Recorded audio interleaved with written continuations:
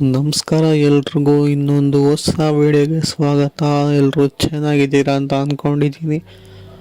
ಇನ್ನೊಂದು ಹೊಸ ದೆವ್ವದ ಕಥೆಯೊಂದಿಗೆ ತಮಗೆಲ್ಲರಿಗೂ ಸ್ವಾಗತ. ಈ ಒಂದು ಕತೆ ನನಗೆ ಬಂದ್ಬಿಟ್ಟು ಮೋಹನ್ ಎಂಬುವರು ಕೊಟ್ಟಿರುವಂಥದ್ದು. ಇವರು ಮೂಲತಃ ಹಡಗಲಿಯವರು. ಸೊ ಹಡಗಲಿಯ ಒಂದು ಹಳ್ಳಿಯಲ್ಲಿ ಆಗಿರುವಂಥ ಒಂದು ಕಥೆನ ಅವ್ರು ನಮಗೆ ಯಾವ ಥರ ತಿಳಿಸ್ಕೊಟ್ಟಿದ್ದಾರೋ, ಸೊ ನಾನು ನಿಮಗೆ ಈ ಒಂದು ವಿಡಿಯೋದಲ್ಲಿ ಅದೇ ಥರ ತಿಳಿಸ್ಕೊಡ್ತಾ ಹೋಗ್ತೀನಿ. ಸೊ ವಿಡಿಯೋನ ಎಲ್ಲೂ ಕೂಡ ಸ್ಕಿಪ್ ಮಾಡೋದಲ್ಲೇ ವಿಡಿಯೋನ ಕೊನೆವರೆಗೂ ನೋಡಿ. ಹಾಗೆ ಈ ಒಂದು ಕಥೆನ ಪೂರ್ತಿಯಾಗಿ ಕೇಳಾದ್ಮೇಲೆ ನಿಮ್ಮ ಅನಿಸಿಕೆ ಏನು ಅಂತ ಹೇಳಿ ಕಾಮೆಂಟ್ನಲ್ಲಿ ತಿಳಿಸ್ಬೋದು. ನಾನು ಕೂಡ ನನಗೇನು ಅನ್ನಿಸ್ತು ಅಂತ ಹೇಳಿ ಈ ಒಂದು ವಿಡಿಯೋನ ಕೊನೆಯಲ್ಲಿ ಹೇಳ್ತೀನಿ. ಸೊ ನನ್ನ ಅನಿಸಿಕೆನ ಆ್ಯಕ್ಚುಲಿ ಇವ್ರು ಬಂದ್ಬಿಟ್ಟು ಮೂಲತಃ ಹಡಗಲಿಯವರು. ಅಂದರೆ ಈ ಒಂದು ಮೋಹನ್ ಎಂಬುವರು ಮೂಲತಃ ಹಡಗಲಿಯವರು.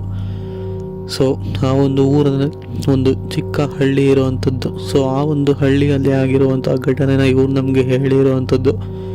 ಸೊ ಅಂಥ ಘಟನೆ ಏನಪ್ಪ ಅಂತ ಹೇಳಿದ್ರೆ, ಸೊ ಇವರು ಮೂಲತಃ ಹಡಗಲಿಯವರಾಗಿರೋದ್ರಿಂದ ಇವರಿಗೆ ಇದು ತುಂಬ ಸಲ ಎಕ್ಸ್ಪೀರಿಯೆನ್ಸ್ ಆಗಿದೆಯಂತೆ.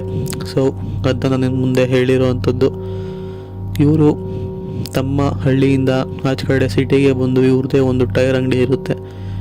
ಸೊ ಅಂದರೆ ಇವ್ರದೊಂದು ಟೈರ್ ಅಂಗಡಿ ಇದೆ. ಸೊ ಪಂಚರ್ ಆಗಿರ್ಬೋದು ಅಥವಾ ಹೊಸ ಟೈರ್ ಆಗಿರ್ಬೋದು ಎಲ್ಲನೂ ಕೂಡ ಇವರು ಹಾಕ್ಕೊಡ್ತಾರೆ. ಸೊ ಇವರು ಸಹ ತಮ್ಮ ಅಂಗಡಿಯನ್ನು ಅವತ್ತೊಂದಿನ ಮುಚ್ಚಿಬಿಟ್ಟು, ಅಂದರೆ ಇದುವರೆಗೆ ಸುಮಾರು ಸಲ ಆಗಿರುವಂಥ ಒಂದು ಘಟನೆ. ಇವರು ಅದೆಷ್ಟೋ ಬಾರಿ ತಮ್ಮ ಟೈರ್ ಅಂಗಡಿನ ಮುಚ್ಚಿಬಿಟ್ಟು ತಮ್ಮ ಗಾಡಿನ ಎತ್ಕೊಂಡು ನಂತರ ಇವರ ಹಳ್ಳಿಗೆ ಬರಬೇಕಾದ್ರೆ ಇವ್ರ ಹತ್ರ, ಅಂದರೆ ಇವರ ಗಾಡಿಗೆ ಯಾರೋ ಅಡ್ಡ ಬಂದು ಮತ್ತೆ ತೊಂದರೆ ಕೊಟ್ಟು ಅವ್ರನ್ನ ಎಷ್ಟೋ ಸಲ ಬೀಳ್ಸೋದಿಗೆ ಅಥವಾ ತೊಂದರೆ ಕೊಡೋದಕ್ಕೆ ಪ್ರಯತ್ನ ಪಟ್ಟಿರುವಂಥ ಒಂದು ಇನ್ಸಿಡೆಂಟ್ಗಳು ಇವರ ಲೈಫಲ್ಲಿ ತುಂಬ ಸಲ ಆಗಿದೆ ಅಂತ ಹೇಳಿ ಇವರು ನಮಗೆ ಹೇಳಿರೋವಂಥದ್ದು. ಹೀಗೆ ಒಂದಿನ ಇವರ ಅಂಗಡಿನ ಮುಚ್ಚಿಬಿಟ್ಟು ಆ ದಿನ ತಮ್ಮ ಎಲ್ಲ ಕೆಲಸಗಳನ್ನ ಮುಗಿಸಿ ಅಂಗಡಿನ ಮುಚ್ಚಿ ನಂತರ ಇವರು ಗಾಡಿನ ಎತ್ಕೊಂಡು ತಮ್ಮ ಊರಿಗೆ ವಾಪಸ್ ಬರ್ಬೇಕಾದ್ರೆ ಸಮಯ ಲೇಟ್ ಆಗಿತ್ತು ಅಂತ ಹೇಳಿರುವಂಥದ್ದು.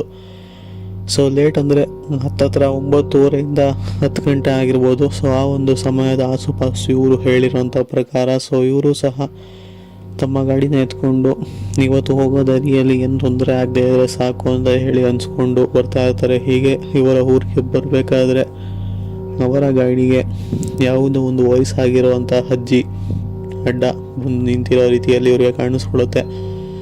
ಬಟ್ ಇವರು ಈ ಸಲ ಅದೇನಾದರೂ ಆಗಲಿ ಪರವಾಗಿಲ್ಲ, ಈ ಒಂದು ಅಜ್ಜಿ ಯಾರು ಅಂತ ಹೇಳಿ ಕೇಳೇ ಬಿಡೋಣ ಅಂತ ಹೇಳಿ ಧೈರ್ಯ ಮಾಡಿ ಗಾಡಿನ ಮುಂದೆ ತೆಗೆಯೋದಕ್ಕೆ ಪ್ರಯತ್ನ ಪಡ್ತಾರೆ. ಬಟ್ ಧೈರ್ಯ ಸಾಕಾಗ್ದಲ್ಲೇ ಗಾಡಿನ ಅಲ್ಲೇ ನಿಲ್ಲಿಸ್ತಾರೆ.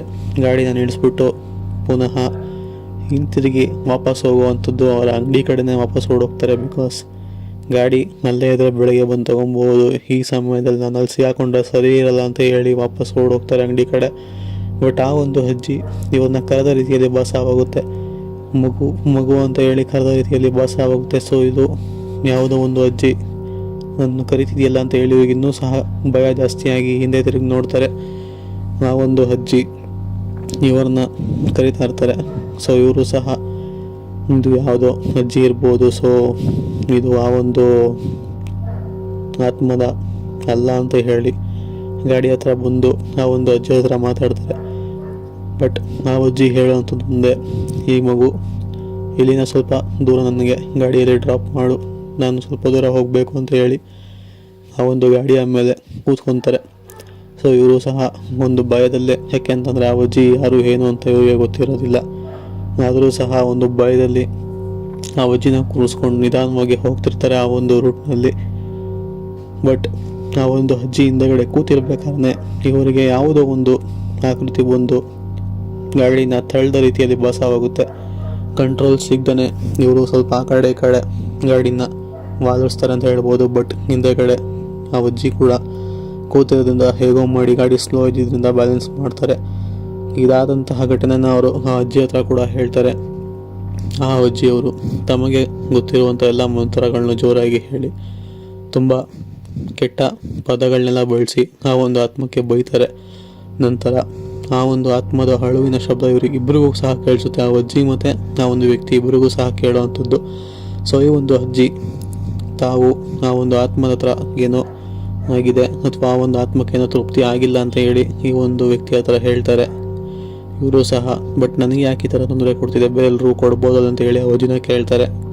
ಸೊ ಅವಜ್ಜಿ, ನಾವೆಲ್ಲ ನಮಗೆ ಗೊತ್ತಿಲ್ಲೋಂಥ ವಿಷಯ, ಬಟ್ ನೀವು ಅದಕ್ಕೆ ಏನು ಮಾಡಿದಿರ ಅಂತ ಹೇಳಿ ತಿಳ್ಕೊಂಡು ಸೊ ಅದರ ಪರಿಹಾರನ ಮಾಡ್ಕೊಳ್ಳಿ ಅಂತ ಹೇಳಿ ಆ ಒಂದು ಅಜ್ಜಿ ಅವರ ಊರ ಹತ್ರ ಬರ್ತಿದ್ದಂಗೆ ಹೇಳ್ಕೊಂಡು ನಂತರ ಊರಿನ ಒಳಗಡೆ ಹೋಗ್ತಾರೆ. ಬಟ್ ಶಾಕಿಂಗ್ಲಿ ಇಲ್ಲಿ ಆ ಒಂದು ಅಜ್ಜಿ ನಿಜವಾದ ಮನುಷ್ಯರಾಗಿದ್ದರು. ಬಟ್ ಇಬ್ಬರೂ ಸಹ ಗಾಡಿಯಲ್ಲಿ ಬರಬೇಕಾದ್ರೆ ಇಬ್ಬರಿಗೂ ಆ ಒಂದು ಆತ್ಮ ತೊಂದರೆ ಕೊಟ್ಟ ಕಾರಣ ಆ ಒಂದು ಅಜ್ಜಿ ಇವರಿಗೆ ಈ ಥರ ಧೈರ್ಯನ ತುಂಬಿ ಕಳಿಸ್ತಾರೆ. ಬಟ್ ಅವತ್ತು ಆ ಅಜ್ಜಿ ಇದ್ದಿದ್ದರಿಂದ ಇವರಿಗೆ ಎಷ್ಟೋ ಧೈರ್ಯ ಬಂತು ಅಂತ ಹೇಳಿ ಇವರು ತಿಳಿಸ್ಕೊಟ್ಟಿರೋ ಅಂಥದ್ದು. ಸೊ ಇದಾಗಿತ್ತು ಕತೆ.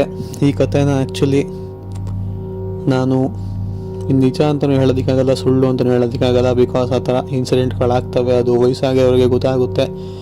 ಸೊ ಅವರು ಬೈದಿರ್ಬೋದು ಅಥವಾ ಬೈದಿಲ್ದೇನೂ ಇರ್ಬೋದು. ಬಟ್ ನನ್ನ ಪ್ರಕಾರ ಇದು 50-50 ಅಂತ ಹೇಳ್ತೀನಿ. ಇದು ಕತೆ ನಡೆದಿದ್ರೆ ನಿಜವಾಗ್ಲೂ ಸತ್ಯ ಇರ್ಬೋದೇನೋ ಅಥವಾ ಇದು ಸುಳ್ಳು ಮಾಹಿತಿನೂ ಆಗಿರ್ಬೋದು, ಇದು ನನಗೆ ಗೊತ್ತಿಲ್ಲ.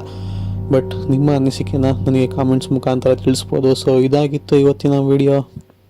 ನಿಮಗೆ ವಿಡಿಯೋ ಇಷ್ಟ ಆಗಿದೆ ಅಂತ ಅಂದ್ಕೊಂಡಿದ್ದೀನಿ. ಇಷ್ಟ ಆಗಿದ್ರೆ ವಿಡಿಯೋಗೊಂದು ಲೈಕ್ ಮಾಡ್ಕೊಳ್ಳಿ. ಹಾಗೆ ನಮ್ಮ ಯೂಟ್ಯೂಬ್ ಚಾನಲ್ನ ಸಬ್ಸ್ಕ್ರೈಬ್ ಮಾಡಿಲ್ಲ ಅಂತ ಅಂದರೆ ಈ ಕೂಡಲೇ ಸಬ್ಸ್ಕ್ರೈಬ್ ಕೂಡ ಮಾಡ್ಕೊಬೋದು. ಸೊ ಸಿಗೋಣ ಇನ್ನೊಂದು ಹೊಸ ದೆವ್ವದ ಕಥೆಯೊಂದಿಗೆ. ಅಲ್ಲಿವರೆಗೂ ಎಲ್ಲರೂ ಟೇಕ್ ಕೇರ್, ಗುಡ್ ಬಾಯ್.